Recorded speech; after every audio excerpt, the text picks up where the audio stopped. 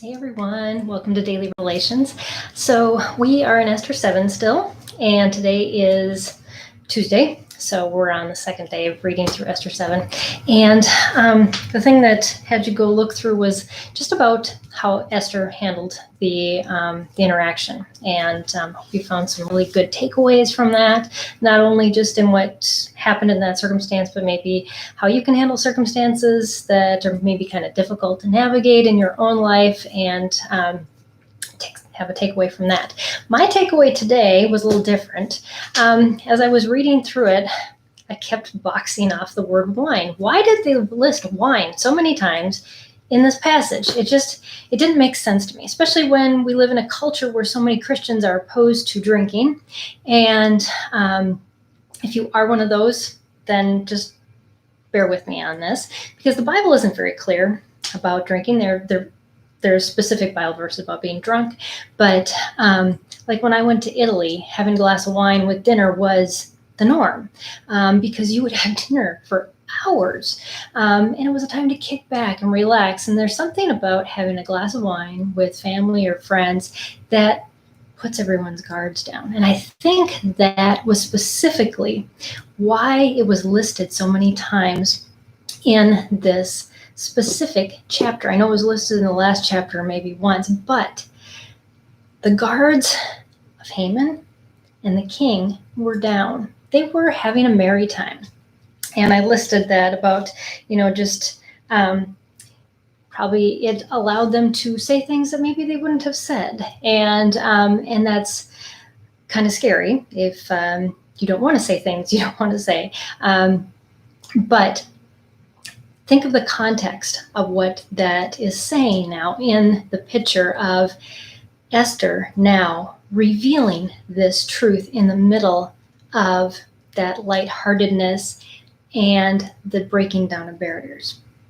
And when we break down barriers, oftentimes what we break down are these shells that we put over to control things that we naturally have not dealt with in our lives. And that is self-control. So we put in these buffers that allow us to stop ourselves, that we normally would hit those if we did, and then we would just stop. But when our guard is down, those buffers tend to go away. And this is what's happened. So the king, like we talked about yesterday, went to the garden when this news was revealed to him. And that's how he got beyond his anger. We know from chapters past that is something that he deals with. It seems to be something that he's now considering that he needs to deal with. Haman, on the other hand, has not dealt with his jealousy and his own self-deception. And he starts begging Esther. This is his side of this. He has no self-control. He starts begging her. He's throwing himself upon her. And what does it do? It makes the king even more angry. We have to realize when we get into situations that catch us off guard, where we don't have buffers, whether you've had a glass of wine or not, life happens. Whether you're tired, your guard goes down. There's a lot of different things that happen in our lives that make our guard disappear.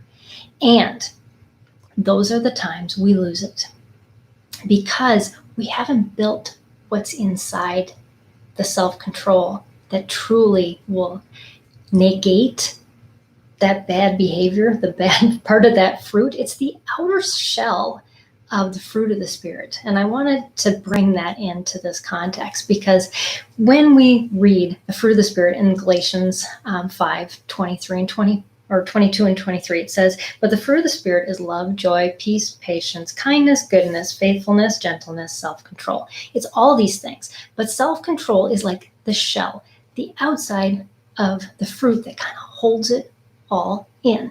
And we can put some maybe wax wrapping around that to say, this is my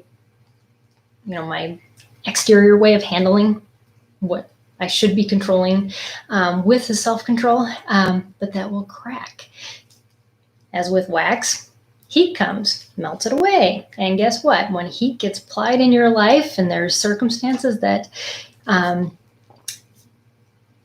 cause that elevation in temperature in your body, there's nothing left to hold that in. But when we start from the inside and the fruit becomes solid from inside out, this is who we are from the inside out, we don't have to worry about circumstances causing us to lose it.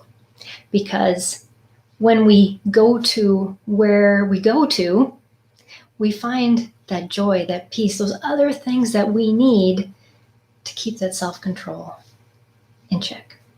So that's just my takeaway today from that. And it was just something I really needed to hear, because I know in my past I've dealt with anger issues and other things, and I know God has definitely increased that fruit from inside. It's not been things that I just put in place to stop me from getting angry. Internally, I am more at peace, and that's what keeps me from being an angry person. And so if you struggle with anything, or if you just kind of lose it sometimes, whether it's anger or it's just depression or it's other things, remember, it's a package deal. It's the fruit includes all of these things. And self-control is only the outer shell. That's just the wake-up call that there's something inside that needs to be dealt with even more. So hope you're having an awesome day. And I'll see you again tomorrow, and we'll study some more on Esther 7. Thanks for watching me on Daily Revelations. Bye, everybody.